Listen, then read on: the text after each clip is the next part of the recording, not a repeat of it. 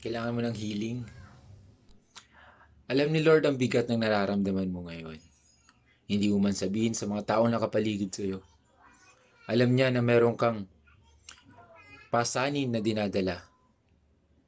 Hayaan mong ibahagi ko sa iyo ang magandang balita. Sinabi sa Biblia, sa kanyang pagkamatay sa krus, dinala niya ang bigat ng ating mga kasalanan upang tuluyan na nating iwan ang pagkakasala at mamuhay ayon sa kalooban ng Diyos. Kayo'y gumaling sa pamamagitan ng kanyang mga sugat. Sinabi ito sa unang Pedro 2, verse 24. So ano man niyang dinadala mo kapatid, alam niya ng Diyos.